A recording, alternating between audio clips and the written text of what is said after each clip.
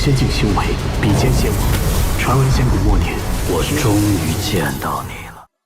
Alright guys, balik lagi sama teman santuy alias Yo Santuy dalam pembahasan alur cerita Donghua Perfect World episode 240 ya guys ya. Sebelum masuk ke alur ceritanya, kita rekap santuy dulu sedikit aja episode sebelumnya.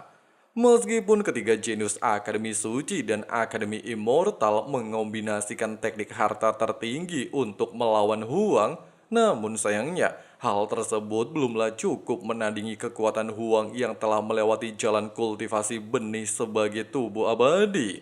Sampai akhirnya, setelah melewati penjaga kota Istana Abadi, serta diizinkan menjelajahi kota tersebut, para murid tiba di kolam suci. Namun semua orang tiba-tiba saja dikejutkan dengan kemunculan pewaris tunggal 10 keganasan alias semut tanduk langit. Lalu gimana sih keseruan dan kelanjutan alur ceritanya? Penasaran ya kan? Jadi langsung aja simetriskan posisi rebahan, siapkan cemilan, inilah waktunya kita baku hantam.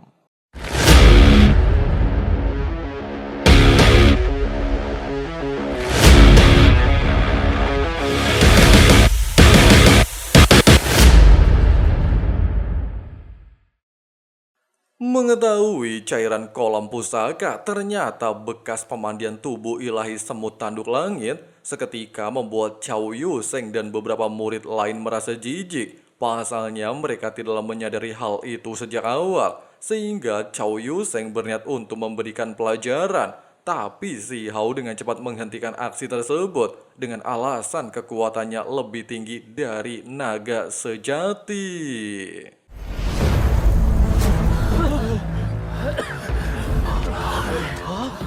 Meskipun Ten Yutu mengetahui semut tanduk langit merupakan salah satu dari binatang 10 keganasan zaman kuno, serta dikenal memiliki kekuatan luar biasa edun yang mampu menaklukkan semua musuh di dunia, tapi bukankah semut ini telah punah dalam perang Asian Immortal?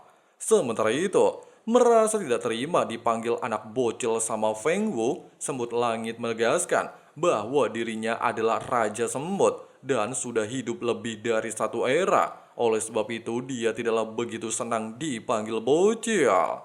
Di tengah-tengah percakapan tersebut, mendengar Cao Yuseng membicarakan dirinya, semut langit segera memanggil ketiga penjaga kota abadi serta menanyakan garis keturunan darah Asian Immortal.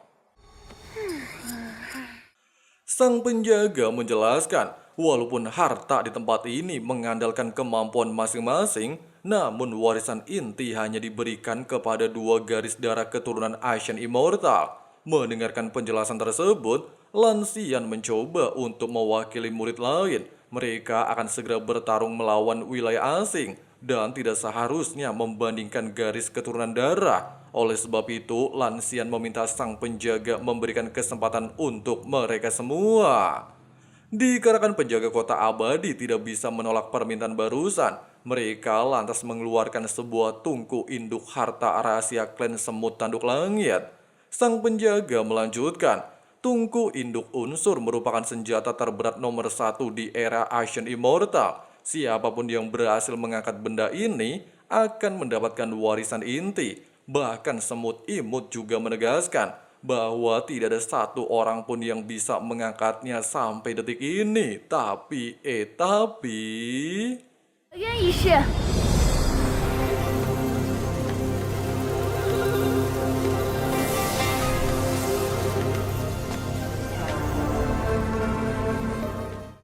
Dikatakan wanita ini bernama Lu Hong memiliki benih kehidupan abadi serta berasal dari keluarga Lu. Bahkan menurut tetua Akademi Immortal, bakat Lu Hong bisa mencapai posisi dewa kehidupan utama di era dewa dan abadi sepanjang masa.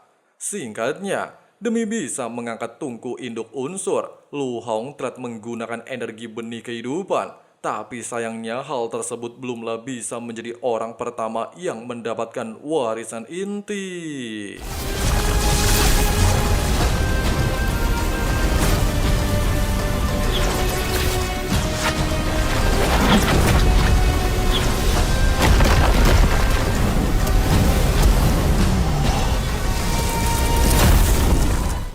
Di saat Lu Hong merasa frustasi, penjaga abadi lantas mengatakan, sekuat apapun kemampuannya, dia tidaklah mungkin bisa mengangkat benda tersebut. Pasalnya tungku tersebut dapat menetralkan semua teknik magis dan hanya bisa diangkat oleh kekuatan sejati. Sehingga semut langit meminta semua murid untuk suren aja. Perkataan ini jelas membuat Lu Hong semakin kesal, di mana tungku induk unsur adalah senjata immortal, dan beranggapan jika hal itu sangatlah mustahil, penjaga kota menambahkan, tungku ini hanya sebuah proyeksi dari wujud aslinya di medan perang Asian Immortal. Bahkan jika benar-benar mengeluarkan tungku induk unsur, kemungkinan mereka semua akan tewas jika menyentuhnya, dan memanglah layak menjadi salah satu senjata 10 keganasan. Di tengah-tengah situasi ini, beberapa murid telah mengombinasikan seluruh kekuatan mereka untuk mengangkat tungku induk unsur. Namun lagi dan lagi, hal itu masihlah tidak membuahkan hasil sedikit pun.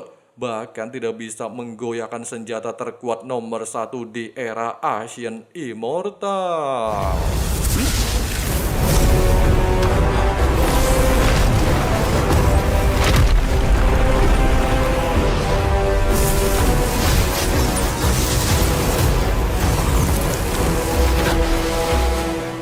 Dengan adanya fakta barusan, Kiku mengumpulkan para jenius generasi ini lebih rendah dibandingkan era Asian Immortal. Dia menduga kalau perang alam nantinya tidak memungkinkan mereka untuk menang. Meskipun begitu, penjaga kota memintanya nggak berkecil hati. Pasalnya masing-masing orang memiliki kemampuan berbeda. Oleh sebab itu dia kembali mengizinkan siapapun yang berani melakukan percobaan selanjutnya. Dan ternyata...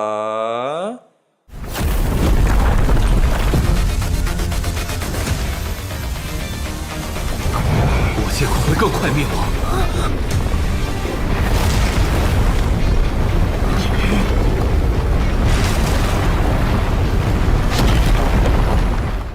Keberhasilan Huang mengangkat tungku induk unsur dengan kemampuannya seketika menggemparkan semua orang. Bahkan semut langit merasa tidak percaya melihat hal tersebut. Pasalnya bagaimana mungkin si Hao mampu mengangkat benda yang melebihi batasan kekuatannya sendiri. Tidak sampai di sini, penjaga kota abadi juga dibuat Herman dengan bakat si Hao. Meski terlihat jelas menggunakan energi abadi, namun dia tidak menyatukan benih abadi tertinggi, sehingga penjaga abadi menduga apakah Lord Huang telah melewati jalan terputus New Era. Cao Yuseng menjelaskan, rekannya tidak hanya berhasil menempuh jalan tersebut, dia juga telah melampaui pendahulu tanpa benih abadi, melainkan terlahir dengan benih sebagai tubuh benih abadi. Tapi...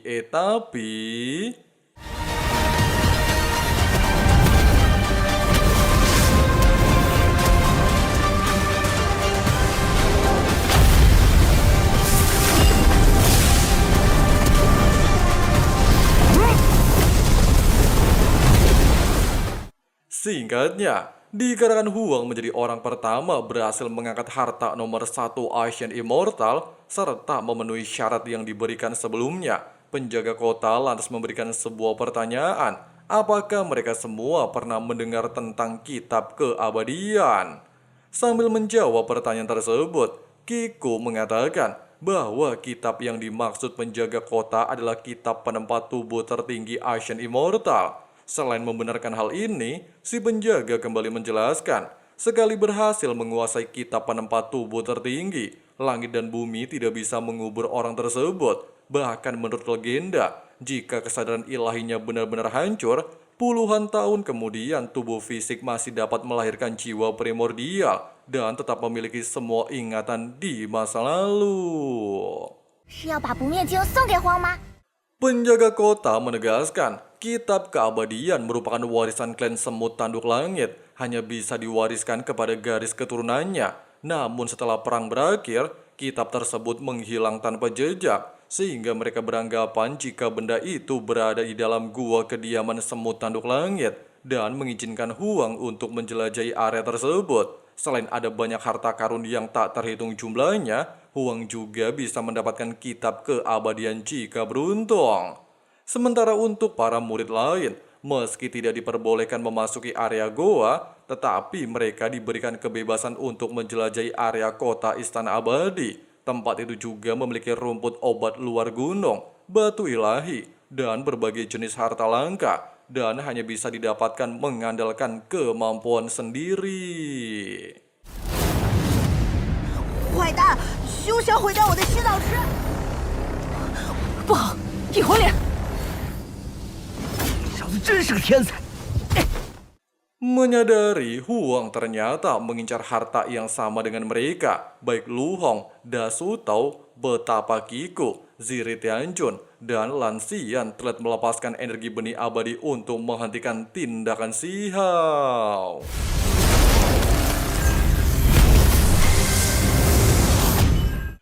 Di saat Lan Xian gak terima jika Si Hao masih berburu harta receh, Si Hao lantas menegaskan teratai pemandu jiwa adalah obat mujarab yang dapat memulihkan jiwa primordial yang rusak terlahir kembali. Hal itu dia lakukan demi mencari jaminan bagi rekan-rekannya di masa depan. Meskipun semut kecil mencoba untuk menyerang Si Hao, namun sayangnya tindakannya percuma saja. Pasalnya setelah King Si Hao memiliki benih sebagai tubuh abadi, kekuatannya jauh lebih tinggi daripada mereka. Itulah yang menjadi alasan kenapa Si Hao jadi overpower, bahkan dengan mudah memblokir setiap kemampuan semut tanduk langit.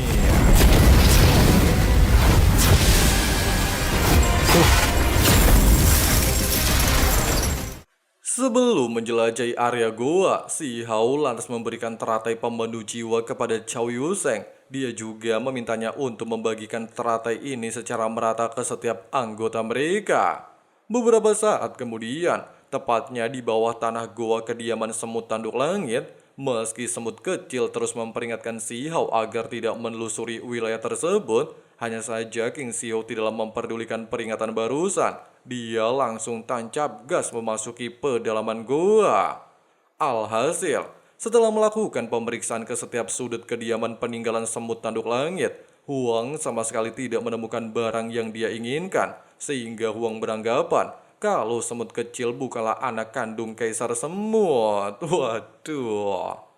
Meskipun perkataan barusan memancing kemarahan semut kecil, tapi dia bersedia memberitahu Si Hao salah satu ruangan terakhir yang terletak di dalam alam kaisar semut tanduk langit, sekaligus ruangan tertinggi Ancient Immortal. Selain memiliki aura lebih kuat dari naga sejati, ruangan ini juga merupakan bekas pertempuran di masa lalu. 那位大人， Sambil pasang wajah sedih, semut kecil mengatakan tubuh dan jiwa ayahnya telah hancur ketika bertarung seorang diri melawan para makhluk puncak domain asing, sampai akhirnya terluka parah dan meninggoy di tempat ini. Meski banyak sekali makhluk domain asing tewas di tangan sang ayah, namun ayahnya mampu bertahan sampai awal era ini dan tidak sempat memberikan kitab keabadian hingga semut kecil bertumbuh menjadi seorang dewasa. Jika hari itu benar-benar tiba, dia berjanji akan menuntut balas dendam terhadap wilayah asing. Mengingat bahwa pertempuran melawan wilayah asing akan berlangsung dalam waktu dekat, semut kecil secara nekat mempercepat evolusi tubuhnya. Meski cara ini sangat beresiko, namun dia tidaklah memperdulikannya, sehingga King Si Hao meninggalkan sedikit kesadaran ilahi untuk berjaga di tempat ini. 真小乙前辈，真的是你！真陨落，不知所以女真仙境修为，比肩仙王。传闻仙古末年，我终于见到你了。 Nah guys, seperti itulah pembahasan alur cerita Donghua Perfect World episode 240-nya. Gimana guys pendapat kalian? Coba tulis di kolom komentar ya. Oke lah, segitu dulu untuk pembahasan kali ini. Sampai jumpa lagi di hari Jumat depan. Terima kasih banyak banget buat kalian yang udah nonton sampai habis. Jangan lupa dipencet tombol subscribe-nya dan nyalain juga notifikasinya supaya teman-teman gak ketinggalan video menarik lainnya. Di sini Ketua Sekte undur diri dulu. See you and bye. Bye. For all of the solutions, I wish you loved me like I love you. It's stupid. When I'm alone with you, I never feel lucid. I wish I wasn't struck by Cupid. I wish when I first saw you, I knew this. When I'm with you I feel so useless, I feel diluted, my heart's been wounded. Silhouettes of you are like a taunt, never really know just what you want. With you I don't ever feel calm, I can feel the sweat inside my palms. Play with me like cats and a string, you don't understand the pain it brings. You don't ever wanna give me wings, you don't ever wanna set me free.